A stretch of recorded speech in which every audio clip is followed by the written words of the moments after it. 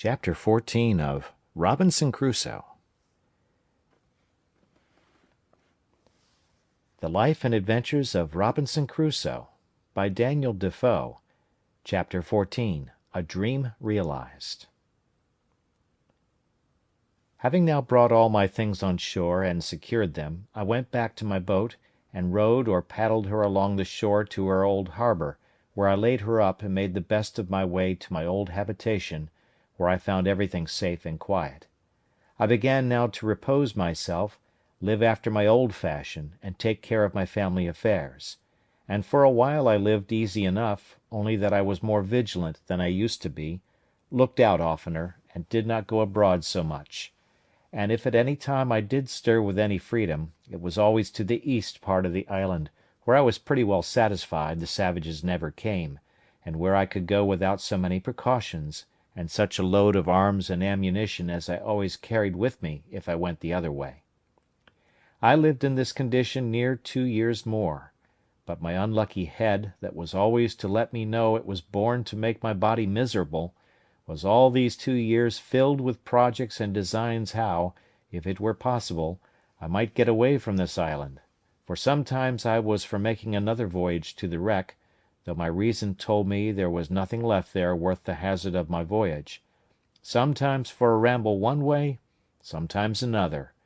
and I believe verily, if I had had the boat that I went from Sallee in,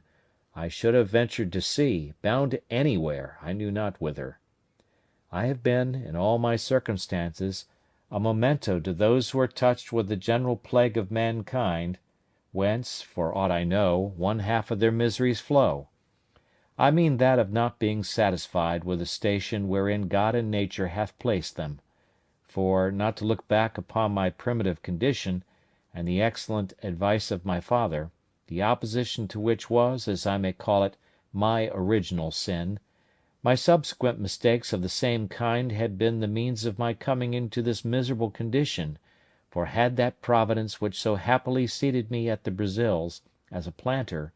blessed me with confined desires, and I could have been contented to have gone on gradually, I might have been by this time, I mean in the time of my being in this island, one of the most considerable planters in the Brazils; nay, I am persuaded, that by the improvements I had made in that little time I lived there, and the increase I should probably have made if I remained, I might have been worth 100,000 moidores. And what business had I to leave a settled fortune, a well-stocked plantation, improving and increasing, to turn supercargo to Guinea to fetch negroes, when patience and time would have so increased our stock at home, that we could have bought them at our own door from those whose business it was to fetch them? And though it cost us something more, yet the difference of that price was by no means worth saving at so great a hazard. But as this is usually the fate of young heads, so reflection upon the folly of it is as commonly the exercise of more years, or of the dear-bought experience of time.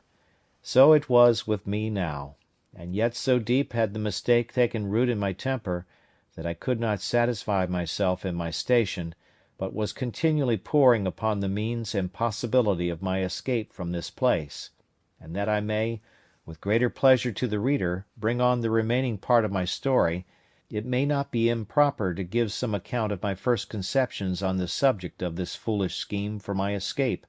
and how, and upon what foundation, I acted. I am now to be supposed retired into my castle, after my late voyage to the wreck, my frigate laid up and secured under water as usual, and my condition restored to what it was before.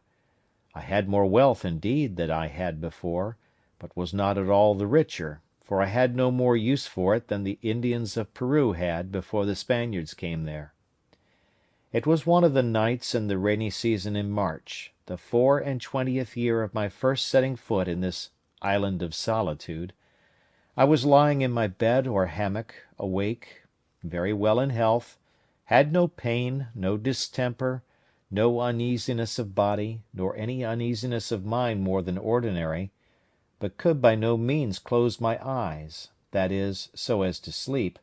no, not a wink all night long, otherwise than as follows. It is impossible to set down the innumerable crowd of thoughts that whirled through that great thoroughfare of the brain, the memory, in this night's time. I ran over the whole history of my life in miniature, or by abridgment, as I may call it, to my coming to this island, and also of that part of my life since I came to this island. In my reflections upon the state of my case since I came on shore on this island, I was comparing the happy posture of my affairs in the first years of my habitations here with the life of anxiety, fear, and care which I had lived in ever since I had seen the print of a foot in the sand. Not that I did not believe the savages had frequented the island even all the while, and might have been several hundreds of them at times on shore there, but I had never known it, and was incapable of any apprehensions about it. My satisfaction was perfect, though my danger was the same, and I was as happy in not knowing my danger as if I had never really been exposed to it. This furnished my thoughts with very many profitable reflections, and particularly this one: how infinitely good that Providence is, which has provided, in its government of mankind, such narrow bounds to his sight and knowledge of things, and though he walks in the midst of so many thousand dangers, the sight of which, if discovered to him, would distract his mind and sink his spirits,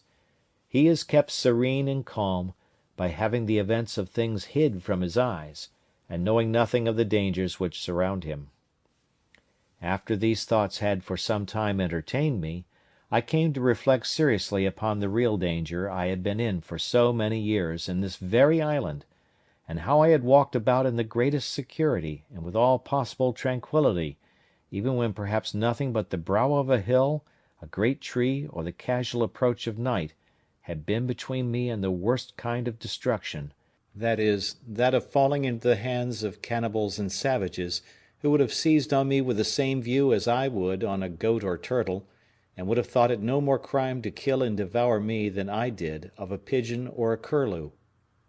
I would unjustly slander myself if I should say I was not sincerely thankful to my great preserver, to whose singular protection I acknowledged, with great humanity, all these unknown deliverances were due, and without which I must inevitably have fallen into their merciless hands. When these thoughts were over, my head was for some time taken up in considering the nature of these wretched creatures, I mean the savages, and how it came to pass in the world that the wise governor of all things should give up any of his creatures to such inhumanity, nay, to something so much below even brutality itself, as to devour its own kind. But as this ended in some, at that time, fruitless speculations, it occurred to me to inquire what part of the world these wretches lived in, how far off the coast was from whence they came, what they ventured over so far from home for, what kind of boats they had, and why I might not order myself and my business so that I might be able to go over thither as they were to come to me. I never so much as troubled myself to consider what I should do with myself when I went thither, what would become of me if I fell into the hands of these savages, or how I should escape them if they attacked me. No, nor so much as how it was possible for me to reach the coast, and not to be attacked by some or other of them, without any possibility of delivering myself; and if I should not fall into their hands, what I should do for provision, or whither I should bend my course. None of these thoughts, I say, so much as came in my way, but my mind was wholly bent upon the notion of my passing over in my boat to the mainland. I looked upon my present condition as the most miserable that could possibly be, that I was not able to throw myself into anything but death that could be called worse, and if I reached the shore of the main I might perhaps meet with relief, or I might coast along as I did on the African shore, till I came to some inhabited country, and where I might find some relief, and after all, perhaps I might fall in with some Christian ship that might take me in, and if the worst came to the worst, I could but die, which would put an end to all these miseries at once. Pray note, all this was the fruit of a disturbed mind and impatient temper, made desperate, as it were, by the long continuance of my troubles, and the disappointments I had met in the wreck I had been on board of, and where I had been so near obtaining what I so earnestly longed for, somebody to speak to, and to learn some knowledge from them of the place where I was, and of the probable means of my deliverance. I was agitated wholly by these thoughts. All my calm of mind, in my resignation to Providence, and waiting the issue of the dispositions of Heaven, seemed to be suspended, and I had, as it were, no power to turn my thoughts to anything but to the project of a voyage to the main, which came upon me with such force and such an impetuosity of desire, that it was not to be resisted.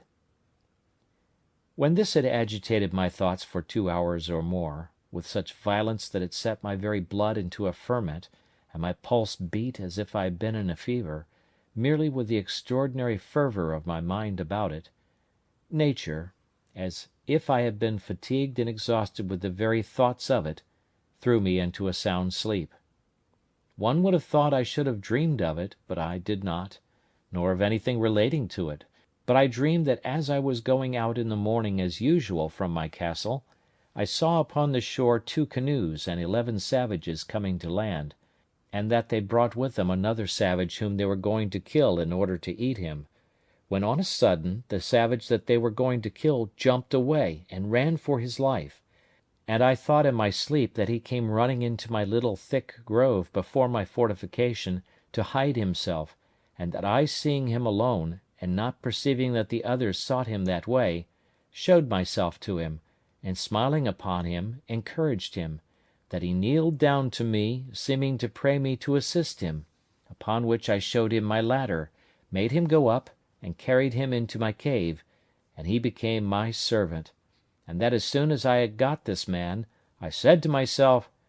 "Now I may certainly venture to the mainland, for this fellow will serve me as a pilot,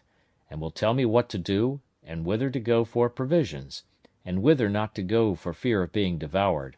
what places to venture into, and what to shun."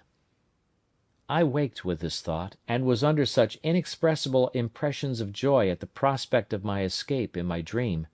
that the disappointments which I felt upon coming to myself, and finding that it was no more than a dream,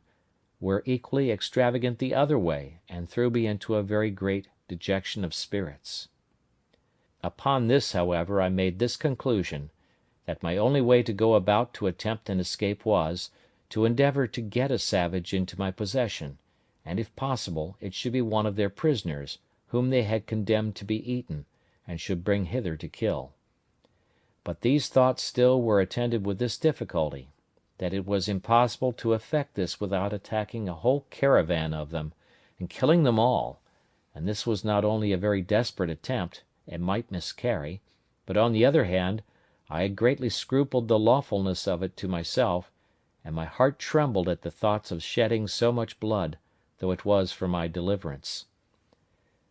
I need not repeat the arguments which occurred to me against this, they being the same mentioned before, but though I had other reasons to offer now, that is, that those men were enemies to my life, and would devour me if they could,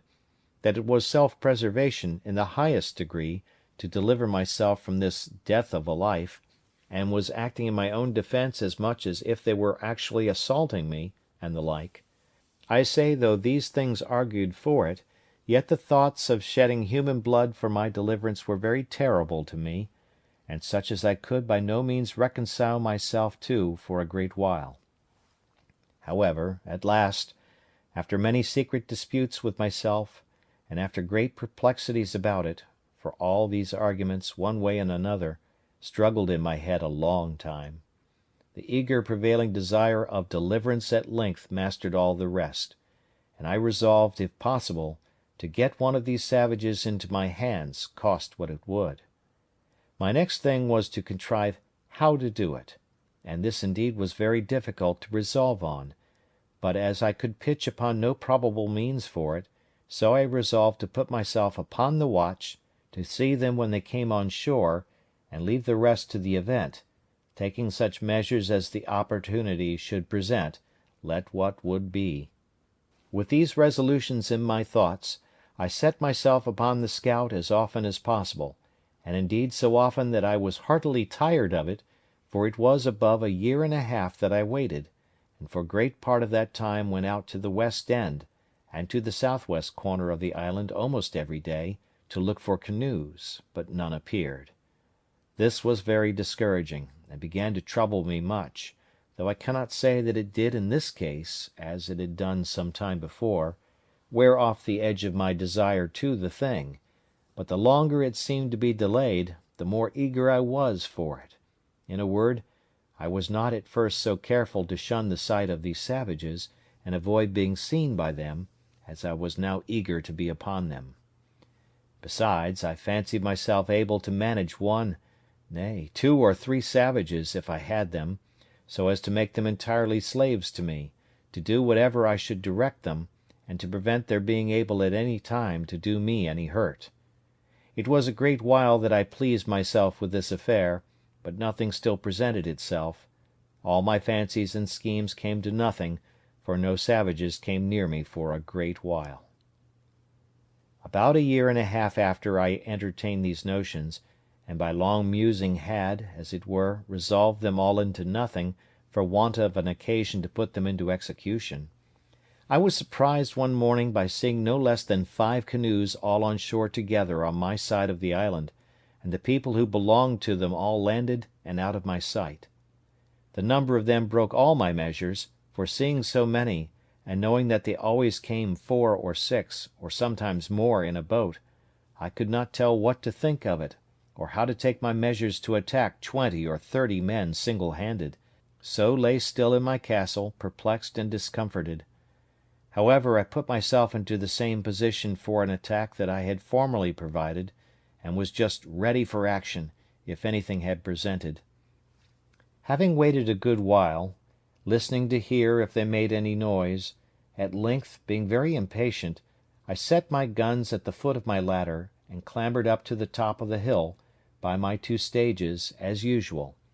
standing so, however, that my head did not appear above the hill, so they could not perceive me by any means.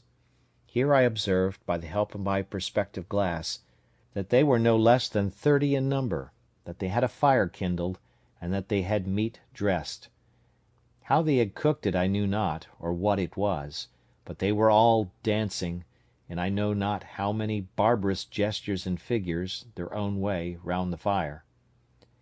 While I was thus looking on them, I perceived, by my perspective, 2 miserable wretches dragged from the boats, where it seems they were laid by, and were now brought out for the slaughter. I perceived one of them immediately fall, being knocked down, I suppose, with a club or wooden sword, for that was their way, and 2 or 3 others were at work immediately, cutting him open for their cookery, while the other victim was left standing by himself, till they should be ready for him. In that very moment this poor wretch, seeing himself a little at liberty and unbound, nature inspired him with hopes of life, and he started away from them, and ran with incredible swiftness along the sands, directly towards me, I mean towards that part of the coast where my habitation was. I was dreadfully frightened, I must acknowledge, when I perceived him run my way, and especially when, as I thought, I saw him pursued by the whole body, and now I expected that part of my dream was coming to pass, and that he would certainly take shelter in my grove;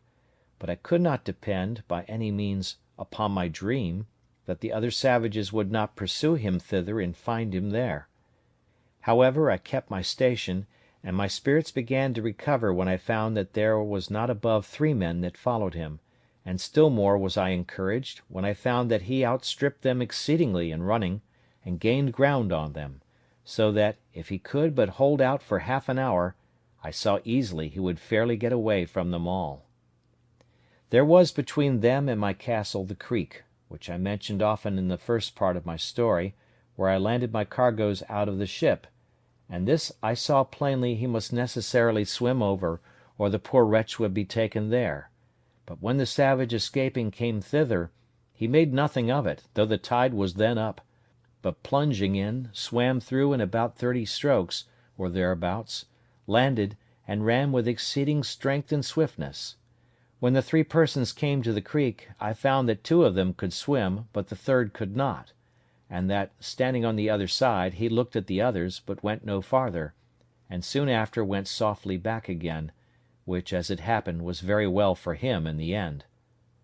I observed that the two who swam were yet more than twice as strong swimming over the creek as the fellow was that fled from them.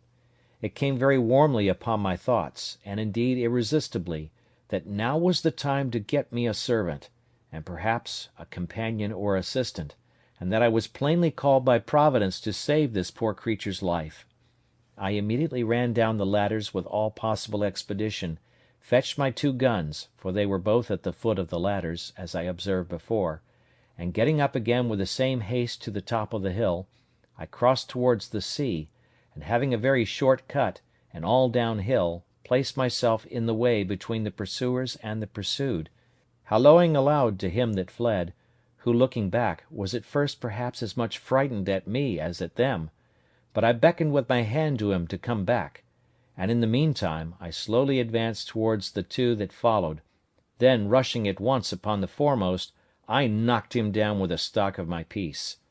I was loath to fire, because I would not have the rest hear, though at that distance it would not have been easily heard, and being out of sight of the smoke too, they would not have known what to make of it. Having knocked this fellow down, the other who pursued him stopped, as if he had been frightened, and I advanced towards him, but as I came nearer, I perceived presently he had a bow and arrow, and was fitting it to shoot at me; so I was then obliged to shoot at him first, which I did, and killed him at the first shot. The poor savage who fled, but had stopped, though he saw both his enemies fallen and killed, as he thought, yet was so frightened with the fire and noise of my piece that he stood stock still, and neither came forward nor went backward, though he seemed rather inclined to fly than to come on. I hallooed again to him, and made signs to come forward, which he easily understood, and came a little way, then stopped again, and then a little farther, and stopped again, and I could then perceive that he stood trembling, as if he had been taken prisoner, and had just been to be killed, as his 2 enemies were. I beckoned to him again to come to me, and gave him all the signs of encouragement that I could think of, and he came nearer and nearer, kneeling down every 10 or 12 steps, in token of acknowledgment for saving his life. I smiled at him, and looked pleasantly, and beckoned to him to come still nearer. At length he came close to me, and then he kneeled down again, kissed the ground, and laid his head upon the ground, and taking me by the foot, set my foot upon his head.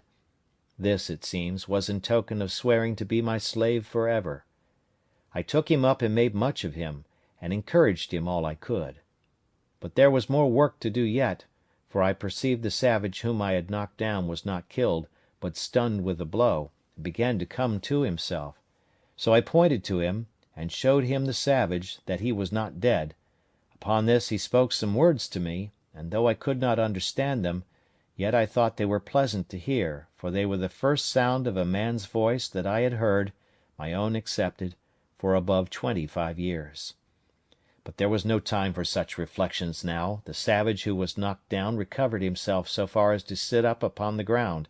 and I perceived that my savage began to be afraid. But when I saw that, I presented my other piece at the man, as if I would shoot him. Upon this my savage, for so I call him now, made a motion to me to lend him my sword, which hung naked in a belt by my side, which I did. He no sooner had it but he runs to his enemy, and at one blow cut off his head so cleverly, no executioner in Germany could have done it sooner or better, which I thought very strange for one who, I had reason to believe, never saw a sword in his life before, except their own wooden swords. However, it seems, as I learned afterwards, they make their wooden swords so sharp, so heavy, and the wood is so hard, that they will even cut off heads with them, ay, and arms, and that at one blow too.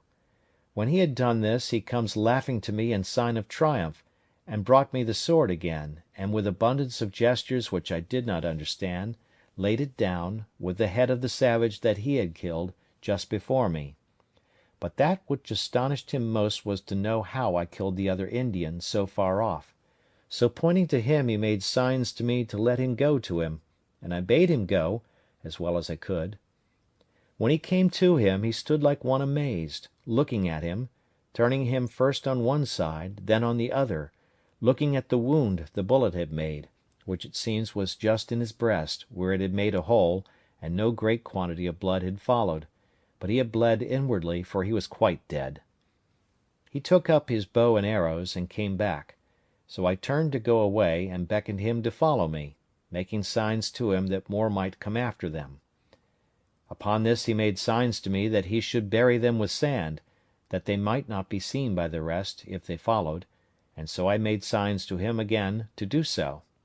He fell to work, and in an instant he had scraped a hole in the sand with his hands big enough to bury the first in, and then dragged him into it and covered him,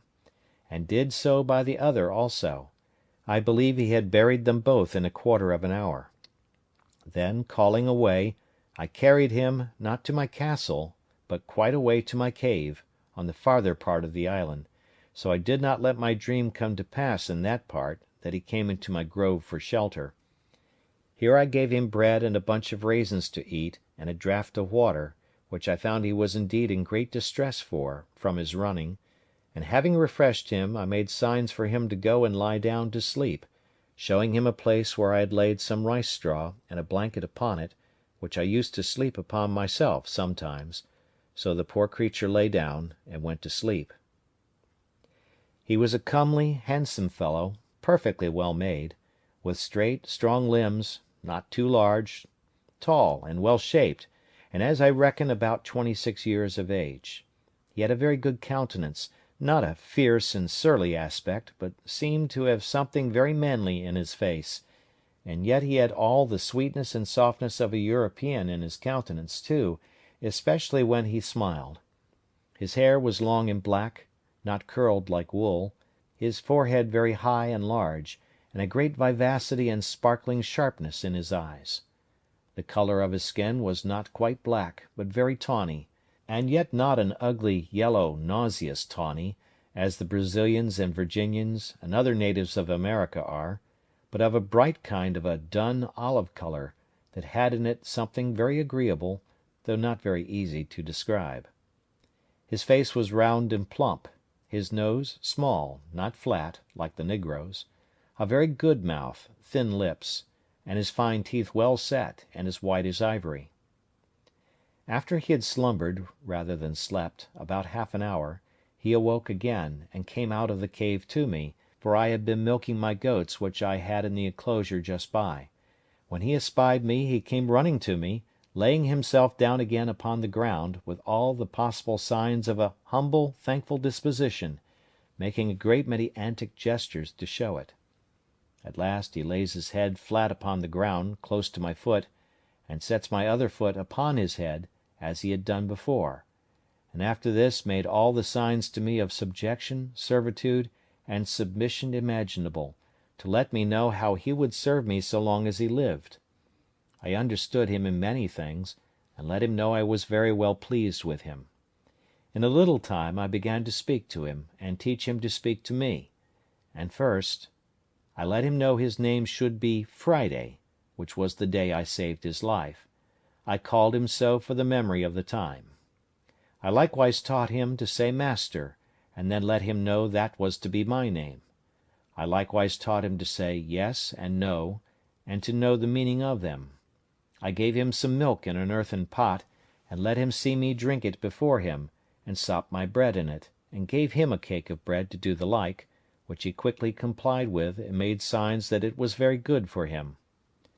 I kept there with him all that night, but as soon as it was day I beckoned to him to come with me, and let him know I would give him some clothes, at which he seemed very glad, for he was stark naked.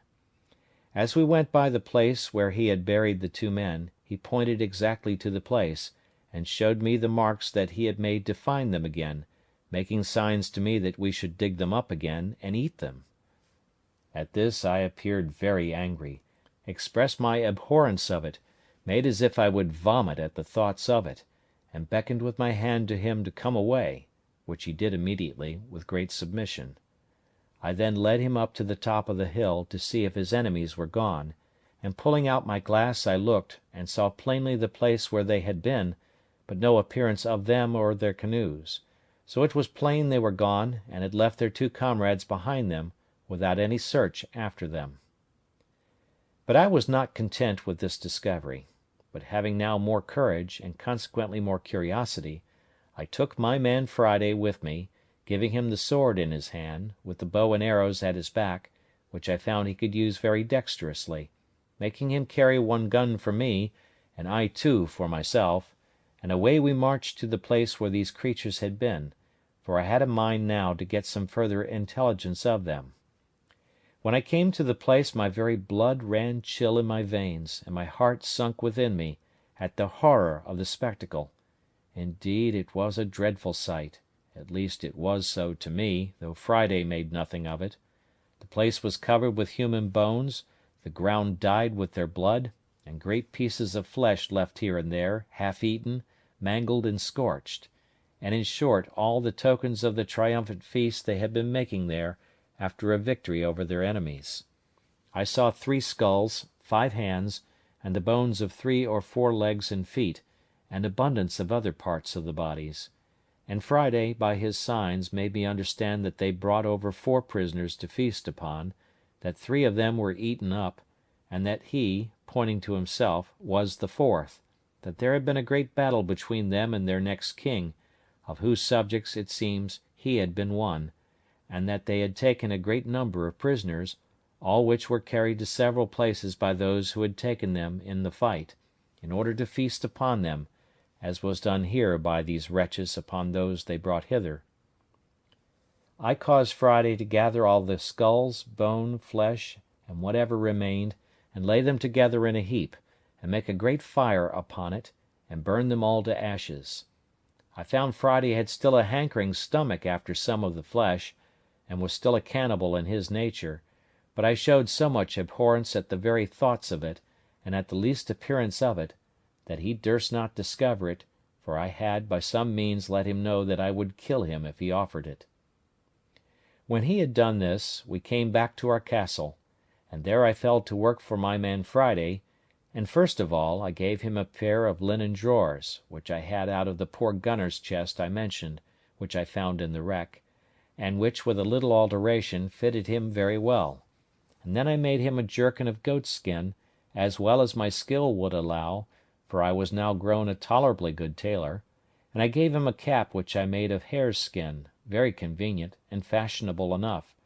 and thus he was clothed, for the present, tolerably well, and was mighty well pleased to see himself almost as well clothed as his master.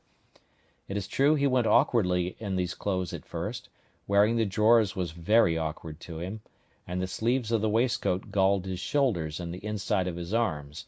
but a little easing them where he complained they hurt him, and using himself to them, he took to them at length very well. The next day, after I came home to my hutch with him, I began to consider where I should lodge him, and that I might do well for him and yet be perfectly easy myself,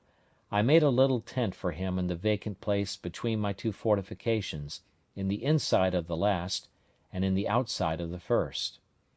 As there was a door or entrance there into my cave, I made a formal framed door case, and a door to it, of boards, and set it up in the passage, a little within the entrance, and causing the door to open in the inside, I barred it up in the night, taking in my ladders too, so that Friday could no way come at me in the inside of my innermost wall, without making so much noise in getting over that it must needs awaken me;